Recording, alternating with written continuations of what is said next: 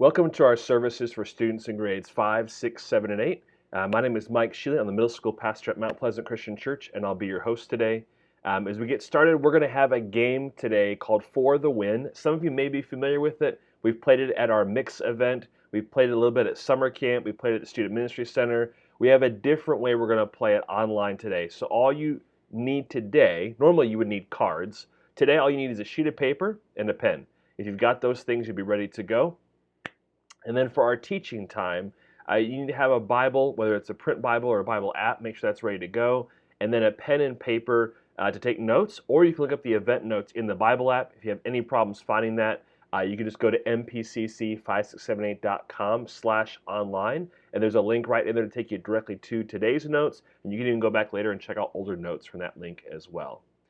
When our teaching is done, we'll go into Cluster. It's an online album. If you've been a part of it, you'll be able to look at those new questions that will be posted today, sometime around 6:45, 6:50 before we're actually done here. Those will go live. And you can share your comments and feedback, post your score to the game, see how you did, compare to everybody else. And that's kind of how we're going to wrap up tonight for our last lesson in this summer series, because after that, we're doing our escape room. This is a free event, but you did have to register for it. So if you're watching now and you haven't registered, if you go online and register, we can maybe still get you in, but it's going to be kind of a close call. We got a bunch of groups. They're going to be trying to escape from summer camp. It's going to be a lot of fun. We hope that you enjoy that tonight. So let's play For the Win. This is a card game, and without you guys being here in the building, I get kind of bored. And so I've got some friends. Sam I Am, who usually likes to talk about green eggs and ham. He wanted to play cards, and he wanted to go against Chewie, known as Chewbacca, who just sits there and bobbles his head usually, but he's more competitive than you might think. So they had a game going, and there is 4 different types of cards. You see the Bam Lambs, the Zap Pigs, the Boom Chickens, and the Pow Cows. Each of the cards you're going to see on the table, unlike these 4, each of the 4 you're going to see is a winning hand. What you have to try to do is to guess, how did they win? Which you got to know how the game works, right? So those are your 4 mascots, the lamb, the pig, the chicken, the cow. These are new for 2020.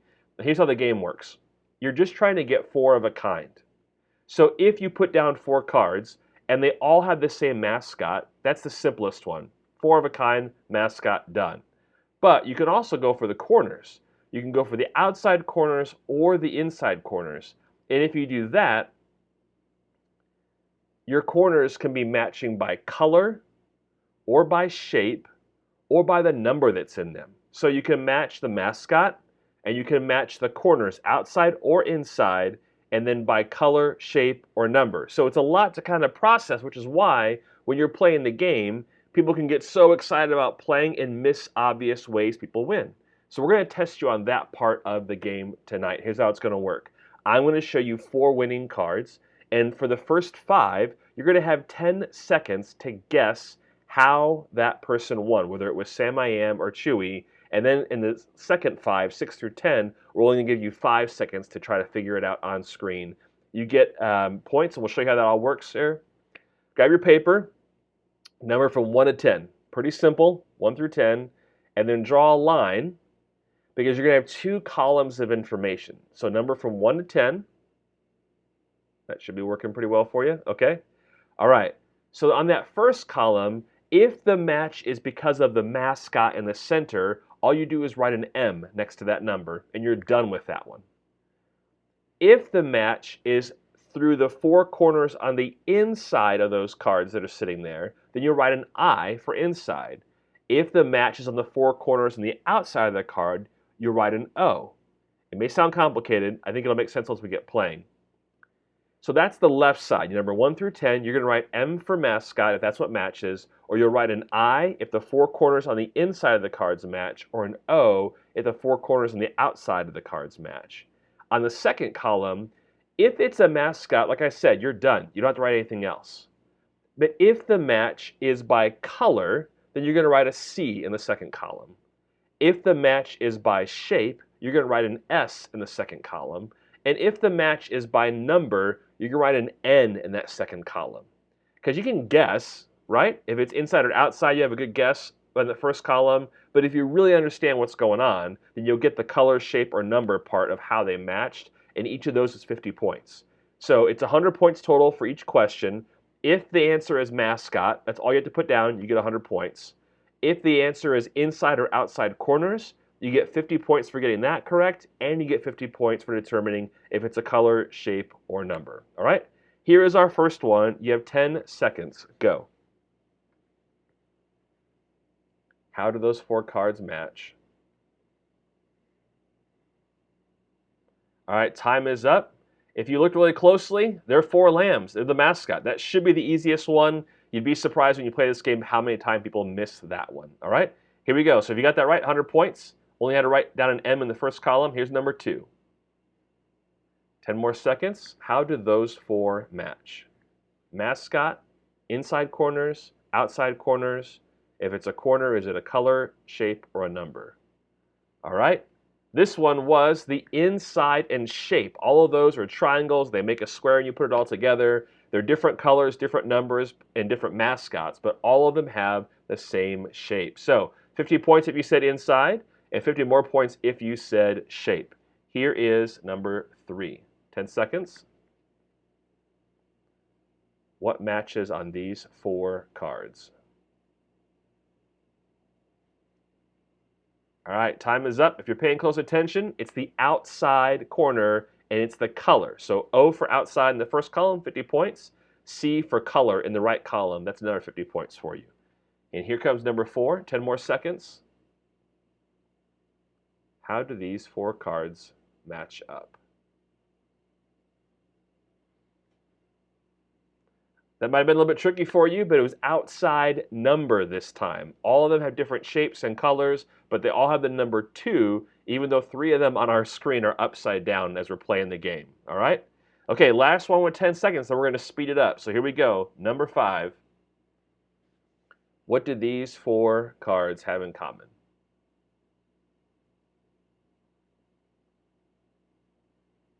Hopefully you saw it. If not, you're going to kick yourself. It was the mascot. They all have the Zap Pigs. You should have an M down. 100 points if you got that one right. Nice job for our first 5. We are going to get into 6 through 10, and this time you only get 5 seconds to guess. So look really closely, really quickly. Write your answers down. First column, remember, mascot, inside or outside corner. Second column, is it a color, is it a shape, is it a number? What does it match? All right? Here is number 6.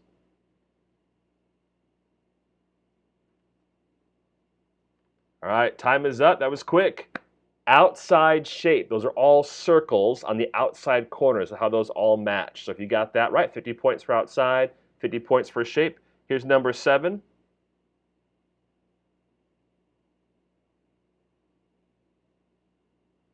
All right, that one's a little bit tricky, but the inside and the number, that's not actually matching shapes. Those are 2 different shapes, 3 different colors, but they all have the number 8. And so if you said inside and N for number, you got 100 points for that one. Inside and number matched. All right, number 8.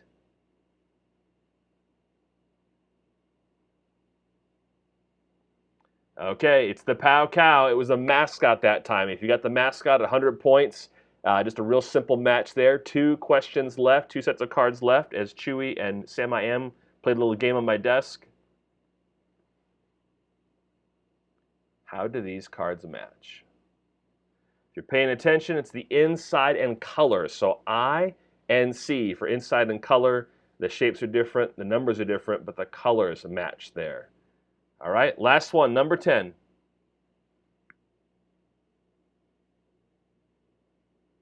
Again, hopefully you caught it. It was so obvious. It was so big. The mascot, those were all chickens. And I know if you didn't get that one, you may be thinking, how did I miss it? Sometimes you start looking at the corners and you're looking for the numbers, looking for the shapes, and you miss what should be the easiest one, the mascot.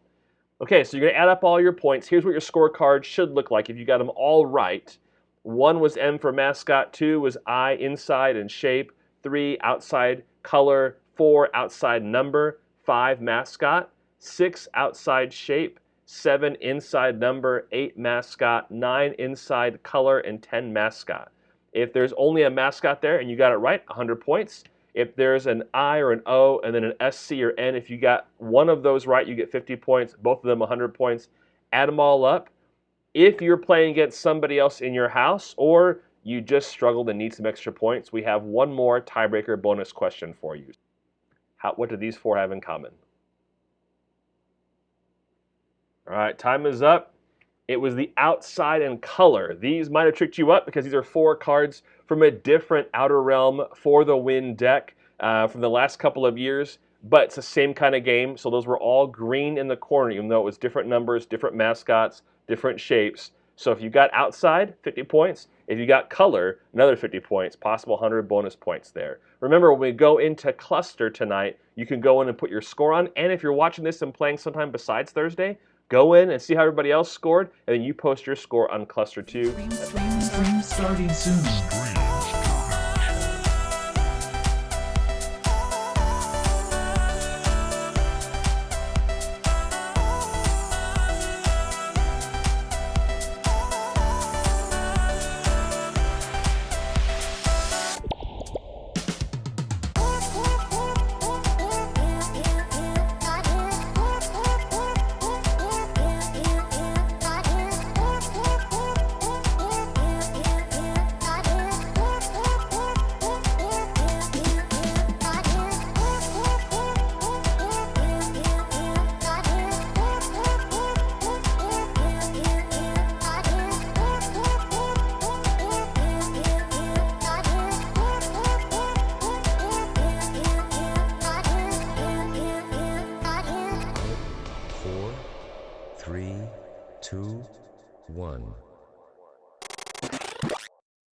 We are in week 8 of our Battle Gear series. I don't know if you can believe it, but we are finishing up our summer series. We've been talking through all the different parts of the armor of God, the good news, what it means to live a Christian life. It's been a pretty packed summer. And if you've missed any of the lessons, they're all in this playlist here. You can go back and watch them anytime. Today, to talk about battle and soldiers, I want to look at this image here. These 2 soldiers who are communications people. They've got the radio and the gear on them to help communicate with somebody else, probably who's higher ranking, in charge somewhere, processing data and giving out orders. And so in a battle, you need to have somebody who's in communication with the ones in charge so that you know what's going on and you can do your part well to win the battle and win the war. As we get kind of rolling with you guys today, it's probably not a situation that you've been in, and usually when you do things like paintball or Nerf wars, no one volunteers to grab a radio. Everybody wants to have one of the blasters. So let's talk about this. When it comes to your family and your friends, I'm guessing that throughout your day, you have a lot of conversations. Some of them serious about important things, and a lot of them just random, how things are going, something you saw on YouTube, something you heard somebody talk about, some food you ate, a place you wanted to go, something you saw on TV, a movie you watched, all kinds of stuff. And I'm guessing, unless I could be wrong, but most of you probably don't get up in the morning and sit down and go, okay, when I text my friends, I'm going to say, oh gosh, I just don't know. But what's your communication like with God? Think about that. Is your communication with God radically different than it is with the people around you, and should it be? As we get kind of diving in today, we've got a special treat. Peggy is back one last time with a special cosplay element she wants to show us that comes from the world of science fiction, from the world of Star Trek, and it connects with us and our lesson on prayer. So check this out. All right, so we went very geek today and made the Star Trek communicator, which I think with this one, what I'm going to do to be able to wear it is I'm going to put a magnet on it so I can wear it. But in the older one, it was a big flip thing, and people talk about Star Trek predicting the future because they had phones and touch screens, and so in the most recent ones, they have this. It's their badge, and it's also their communicator. They just tap it, and they can talk into it, and it has just a ridiculous range. If you've ever watched the show, it is more rare for it to, it is incredibly rare. Like, it never happens that they can't talk to each other. It's a big, big deal because this thing just works. And the older ones, it was like a little flip and it had some buttons on it, and it did a few other things besides just communicating. But this was how they would let people know, you know, I'm on this side of the ship and there's this problem. You know, beam me up. All those famous lines. Most of them were spoken through the communicator. The other thing to point out, like with Star Trek, that kind of goes along with communication, is in the newest or the most high-tech ones, they have that computer on the ship, and when they work with that, they just get the computer's attention. It's like Alexa, but much better. Yes. And the way that they're like, computer, what's this? Computer, check this out. And so that communication too, it's if you want to compare it to prayer, it's like all you have to do is just start talking. And with this again, like that range thing is a big deal, because when you think about prayer and talking to God and communicating with God, you don't have to be anywhere specific. He can hear you wherever you are. And you can take that a little bit further, besides just your physical location, to where you are in your life. You know, if you're making mistakes, if you're making good choices, if you're scared, if you're happy, it doesn't matter. You can communicate whenever, wherever you need to. And he is always listening. Wow. Okay. She said that was simple. I don't know if I could have cut it out that smooth and made that work, but I'm so thankful that all the work her family and her friends have put in this summer to helping us out with cosplay. And we've got one more little clip we'll show you later with the students dressed up in a new set of characters for today. So here's the deal. Back to our question. What is your communication like with God? I think if I were to survey everybody, I think everybody would say prayer is important. No one's going to say it's not important if you have a relationship with God. We would say prayer is important. But I wonder, and this is going to come across kind of funny, I just mean it to help you relax a little bit, but I wonder if you and I would say prayer is important. Meanwhile, God kind of feels like this. You ever get one of those? Like you're messaging somebody, and then you see, oh, they're typing something.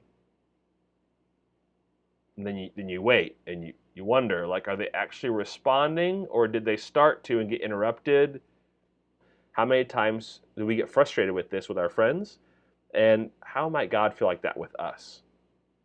Let's dive in today and look at Ephesians 6:18, the end of this section of Paul's letter. We're going to wrap it up. We've read through all these verses from 10 through 17. We're just going to read this one verse today, because there's a lot he packs into this one verse to help us when it comes to communication with God and what that should look like, especially in the context of a spiritual battle. Paul writes this: "Pray in the Spirit at all times and on every occasion. Stay alert and be persistent in your prayers for all believers everywhere." That's it. We're wrapping up with that. He goes on to say more as he wraps up the letter, but for our purposes today, we want to focus on this. It's not a new piece of armor, but it's about how we live in this battle and how our day-to-day life should be. So the first thing he says is be praying, right? Look at that. Pray in the Spirit at all times and on every occasion. So follow God's leading, the Spirit inside of you, God's Spirit. When you become a believer, when you become a follower of Jesus, God's Spirit comes and lives inside of you. Follow God's lead and pray at all times on every occasion. Basically, pray all the time. There's no loophole there. He's saying pray all the time about everything, right? I know that, like Pastor Chris likes to say, if it matters to you, it matters to God, because you matter to God. When we're little kids, when we talk to our parents, some stuff we talk about isn't that significant. But our parents listen to us because we're their kids and they love us.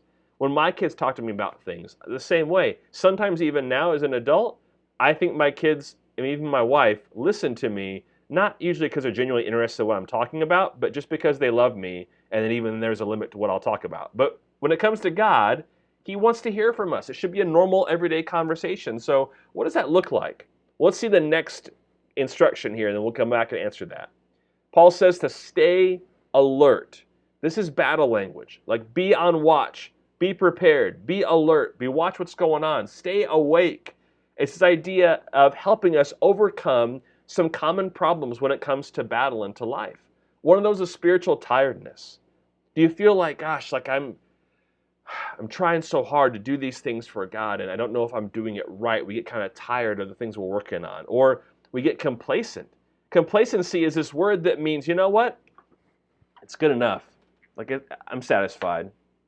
We should never be that way. If our goal is to live like Jesus, we're never going to be at a point where we can just say, yeah, that's good enough. That's cool. I pretty much got it. We're always working on that, not to earn God's love, but in response to His love for us. And there's fatigue. This is like extreme exhaustion, usually from physical exertion. Sometimes we fight so many battles emotionally and spiritually with people around us, sometimes even physically, that it drains us. And then discouragement. Sometimes you read the news, you talk to your friends, you hear from someone in your family, and it really takes away your courage to fight this battle we have to fight. The news seems overwhelming sometimes at the negative things, or can I really make a difference as one person? And Paul is saying, stay awake, stay alert, be prepared so that you don't fall down to these things. Being alert, it's an ongoing thing. You don't stop being alert. You stay awake and are ready, aware of what's going on around you. Stay alert, he says, and be persistent in your prayers for all believers everywhere. So why are we staying alert? So we can continue to pray. To be persistent is to keep on praying for all believers everywhere. So check this out. Throughout your day, what would it look like to pray all the time? Does it mean you got to stop and fold your hands and bow your head? No. Prayer is a conversation with God. We often teach children to fold their hands and to close their eyes. Why? Because they're easily distracted. And you know what? As adults, we're easily distracted. So we continue to fold our hands and close our eyes because it helps us to focus on the God that we're talking with. But throughout your day, just even small things. Think about this. You don't have to sit down and have a long, elaborate monologue for it to be a prayer. You might text a friend and say something nice like, hey, thanks. I appreciate you helping me out with that today. Just something short, right? You might even say it to your parents. Hint, hint. You might say it to someone in your family or a friend. Just, hey, thanks for what you did. What if you're walking throughout your day and you're like, you know what, God, thanks for sunshine. When days are cloudy, I really miss it, and I just enjoy the sun. That was simple, but that was part of our prayer, right? Thanking God for things like that. And then the second word, adore, is what we use a lot in church, but I think it'd be better to just say, wow. Like you walk outside and sometimes the sky, like, man, I love things changing up and keeping it fresh. And every day of my entire life, God has given me a different sky to look at. No two skies have been the same, and they pretty much are changing all day long. I look out my window in my office here, and the sky is different. It's amazing what God does. It doesn't have to be cool and blue with white clouds and a yellow sun, and it could have been real boring, but he gave it color and he made it change. And I just stop and go, God, wow, as a creator, you do some amazing work. And that's a prayer. And confession. You stop and you're like, gosh, I can't believe I did that.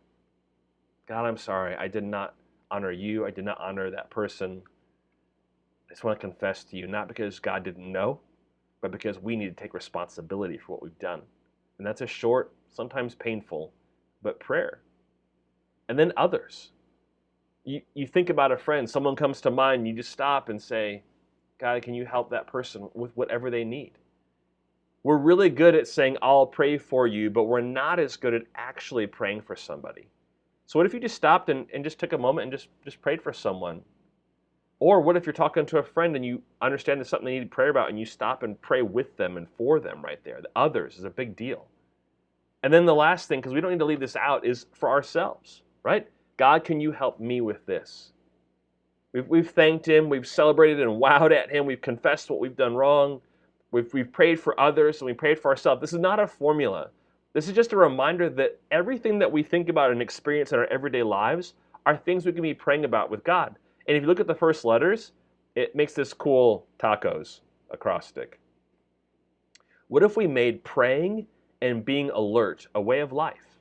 Instead of it being like an assignment for this week, it's just the way that we live. It's so affected by God and being a part of this spiritual battle that we're in that we are always alert at what's going on and we're praying for others and for ourselves as a part of this spiritual battle. Well, I want to show you, I told you we're going to do this. We have one last video with a casual cosplay of Avatar, The Last Airbender. So check this out. Aang goes on this journey, literally communicating with anyone and everyone he can. And he ends up finding an island that he discovers they have weird animals there. And this lion turtle, there's this whole lore behind it. And so he finally was able to find someone who spiritually could show him how to do this. Part of the reason why we chose the Avatar, because of that he was so desperate to communicate and find the person and find the one who could teach him and communicate with him and help him know how to hold to his morals, hold to his beliefs that I don't have to do it your way. Yes. And be different from everyone else. Basically, everybody else in the gang goes through that acceptance. Okay, I will tell you that we did a much longer interview with them than what we put in that video clip. And starting next week, we're going to start releasing more of the full cosplay interviews in a separate playlist here on our YouTube channel. So if you're interested in cosplay or want to find out more about one of the things that you saw this summer in our series, we're going to be putting out those more kind of full behind-the-scenes interviews with them over the next few weeks on our YouTube channel, so you can check that out to watch more. Okay, hey, as we finish up our lesson on prayer today, there's two things Paul said in verse 18. Be praying and being alert. These are participles, ongoing action. Not pray, check it off your list, but be praying all throughout your day. Being alert. You're always aware. Not paranoid, not scared, not fearful or nervous, but just aware of what's going on. When you walk into a room to watch a movie in a theater, we used to do that, remember? It would point out like where the exits were so that in an emergency you would know where to go. That's not being fearful, it's being aware of what's going on. Just being aware that we're in a spiritual battle and praying for others and for what's going on is a good way to live your everyday life. Imagine with me this. Imagine if our prayer life could be less formal and more natural. What if it wasn't like, oh, I forgot to pray today, but it was more like, I've been praying all day long. It just kind of feels normal now. What if we took that kind of approach to our conversations with God like we do other people? We don't like forget to talk to our friends. We don't forget to talk to our parents. We have those conversations throughout our day. What if that was the way we had our prayer with God? What would it be like? I mean, imagine going throughout your day knowing that we are praying for each other. I always love getting to hear from people who are involved in churches in different parts of the country or different parts of the world, and they say, hey, and know that we are praying for you and your church. Isn't that so awesome? It's so encouraging to know that somebody else is asking God to help us out. And we should be part of that process, lifting up our friends, our brothers and sisters around the country and around the world. There are so many things to be praying about. Make it an opportunity to ask God to help, especially if you start to get worried. Whatever you're worrying about is an opportunity to ask God to help you or somebody else with something. Imagine if we had this open, honest, ongoing conversations with God. If throughout our day we just openly talked to Him about whatever came to mind. If we were honest and didn't try to hide anything from Him. We know that we can't actually hide anything from God, but sometimes we don't want to talk about certain things with Him because we just would rather kind of keep that away. What if we had this ongoing throughout our day, everyday conversation with God? And what if we remember throughout our days we have those conversations that I am, the Creator God, is with us. Jesus said that when He left, I will be with you. It was this idea that God is with us. We never have to be alone because God is with us. We're not talking to ourselves, we're talking to God because God is with us. Imagine how different your day would be if you walk through it realizing God's with me. Both like accountability, so let's live more like Jesus, and encouragement of I don't have to face this alone. I'm not in this battle alone. We're all facing it together in the family of God and in the church. Prayer and alert, two seemingly simple things. That's how we wrap up our series. We prepare for battle, and when we're in battle, be prepared and be praying. Let's close in prayer. God, thank you for this series. Thank you for getting to spend the summer looking at Paul's letter to the church in Ephesus and for challenging us and reminding us about the spiritual armor, the battle gear we need to put on, and how we live our lives with that kind of alertness, always being watchful of what's going on and always having a conversation with you, our amazing Creator God. Thank you for that wonderful privilege. May we never take it for granted. Amen.